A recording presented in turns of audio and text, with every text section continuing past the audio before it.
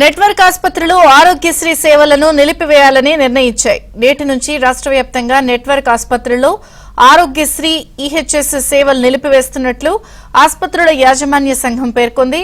Network ఆసుపత్రుల association సమ్మె నోటీసులు ఇవ్వడం, ప్రభుత్వం వారిని బుజ్జగించడం ఓ తంతులా మారింది.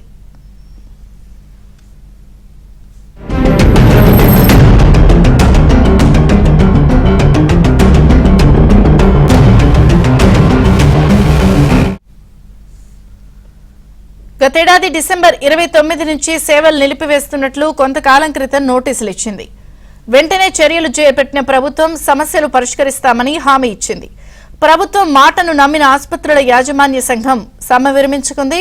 20 రోజులుగా ప్రభుత్వంతో నాటి హామీల అమలుపై చర్చలు జరుగుతున్నా ప్రభుత్వం నుంచి సానుకూలమైన హామీ ఆసుపత్రులకు లభించలేదు. విసిగిన యాజమాన్యాలు సేవలు నిలిపివేయాలని నిర్ణయించాయి.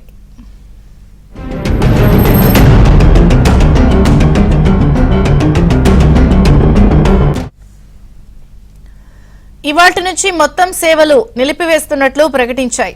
ప్రస్తుతం అడ్మిషన్లలో ఉన్న రోగులకు మాత్రం యథావిధిగా ఆరోగ్య సేవలు కొనసాగిస్తారు. కొత్త రోగులకు ఎలాంటి అడ్మిషన్లు ఇవ్వరు. శస్త్రచికిత్సల ప్యాకేజీలు పెంచాలని, బిల్లులు బకాయిలు లేకుండా వెంటనే విడుదల చేయాలని, ఆసుపత్రులు ట్రస్టు మధ్య ఉన్న సమస్యల పరిష్కారానికి ప్రత్యేక కమిటీ ఏర్పాటు చేయాలని ఎప్పటి నుంచో డిమాండ్ చేస్తున్నారు. వీటిల్లో ఒక్కదాన్ని కూడా ప్రభుత్వం పూర్తి స్థాయిలో పరిష్కరించలేదు. ఇప్పటికే 1000 కోట్ల బకాయిలు ఉన్నట్లు తెలుస్తోంది. ఇప్పటికే ఆరోగ్యశ్రీ సేవలు పూర్తి స్థాయిలో నెట్వర్క్ హాస్పిటల్ ఈ రోజు నుంచి నిలిపివేస్తున్నాయి. నిన్న రాత్రి ప్రభుత్వానికి సమాచారం కూడా ఇచ్చిన నేపథ్యంలో 20 రోజుల నుంచి చర్చలు జరుగుతున్నా ఏవి సఫలం కాలేదు. మరి ఏపీలో ఆరోగ్యశ్రీ ఆసుపత్రుల సేవలు బంద్కు సంబంధించి మరిన్ని వివరాలు మా ప్రతినిధి సత్యని అడిగి తెలుసుకుందాం. సత్య, ఆరోగ్యశ్రీకి అనారోగ్యం వచ్చింది.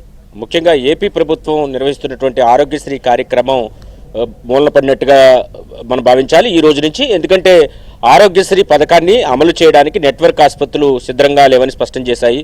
గత నెల 29వ తేదీన ప్రభుత్వంతో నెట్వర్క్ ఆసుపత్రుల సంఘం నిర్వహించినటువంటి చర్చల సారాంశం త్వరలోనే వీటిని పరిష్కరిస్తాం, ఆరోగ్యశ్రీ బకాయిలన్నింటినీ కూడా చెల్లిస్తామని చెప్పినప్పటికీ కూడా ఈ రోజు వరకు కూడా బకాయిలు చెల్లించకపోవడం, గత కొన్ని రోజులుగా దీనిపైన చర్చలు జరుగుతున్నప్పటికీ కూడా 1000 కోట్ల మేర దాదాపు రాష్ట్రంలో ఉన్నటువంటి ఆసుపత్రులకు బకాయిలు ఉండడంతో వారంతా కూడా నేటి నుంచి ఆరోగ్యశ్రీ సేవలను బంద్ పెడతామని చెప్పారు.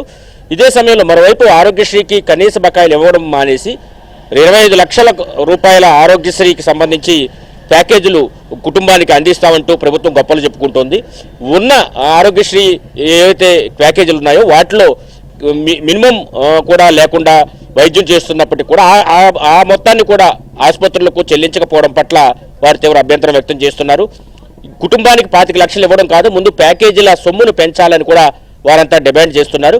కుటుంబానికి 25 లక్షలు ఆరోగ్యశ్రీ బిల్లులకు అయ్యే ఖర్చు ప్రభుత్వం భరిస్తుందని చెప్తున్నప్పటికీ కూడా అసలు ప్యాకేజీల సొమ్ము పెంచకుండా 25 లక్షలు ఇస్తామని నోటి మాటగా చెప్పడం వల్ల ప్రయోజనం లేదని కూడా ఆసుపత్రుల యాజమాన్యం చెబుతోంది. ఇప్పటికే చాలా కాలం వేచి ఉన్నాం.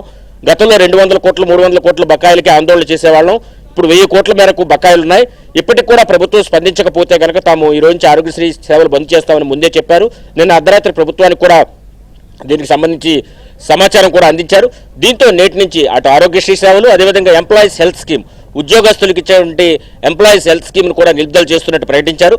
ఇప్పటికే ఆసుపత్రుల్లో జాయిన్ అయ్యి వైద్యం పొందుతున్న వారిని మధ్యలో ఆపేయడం సమంజసం కాదు కనుక వారికి మాత్రం వైద్యం ఎంత ఖర్చు అయినా సరే తాము కొనసాగిస్తాం. ఆరోగ్యశ్రీ బిల్లులు ఇప్పటి వరకు పెండింగ్ ఉన్న అన్నింటినీ కూడా ఇమీడియట్గా చెల్లించకపోతే కనుక ఆరోగ్య సేవలను భవిష్యత్తులో కూడా పూర్తి స్థాయిలో బంద్ చేస్తామని చెబుతున్నారు.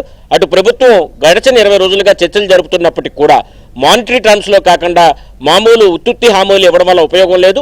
ఇమీడియట్గా ఆరోగ్యశ్రీ సొమ్మును రిలీజ్ చేయకపోతే తాము ఆసుపత్రులు కూడా నడిపే పరిస్థితి లేదు అని వారంతా వాపోతున్న పరిస్థితి అయితే ఉంది.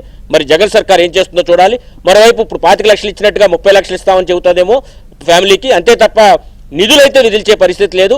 కేవలం మాటలకే హామీలన్నీ కూడా ఉంటున్నాయి, ఉంటున్న పరిస్థితి అయితే ఉంది. దీనిపైన అటు ఆరోగ్యశ్రీ నెట్వర్క్ ఆసుపత్రులు, అదేవిధంగా రోగులు కూడా ఇబ్బందులు పడుతున్నారు. ఈరోజు రోగులు ఆరోగ్యశ్రీకి మీద ఆసుపత్రికి వెళ్ళాలా వద్దా అనే సంశయంలో ఉన్నారు. దీనిపైన ప్రభుత్వం ఒక స్పష్టమైన ప్రకటన చేయాలి. ఒకవేళ ఆరోగ్యశ్రీ లేకపోతే కనుక కనీసం ప్రభుత్వ ఆసుపత్రుల్లో చికిత్స చేస్తూ అక్కడికి రమ్మనే ప్రకటన చేయాలి. లేని పక్షంలో వాళ్ళు ఎటు వెళ్లాలో అర్థం కాక వ్యాధి ముదిరే ప్రమాదం ఉంది. కాబట్టి ఆరోగ్యశ్రీని పూర్తి స్థాయిలో ప్రభుత్వం మూసేసిందా బిల్లులు చెల్లించక, లేదంటే గనక ప్రైవేటు యాజమాన్యాలను ఒప్పించి తిరిగి పునరుద్ధరిస్తుందా అనేది కూడా వేచి చూడాలి.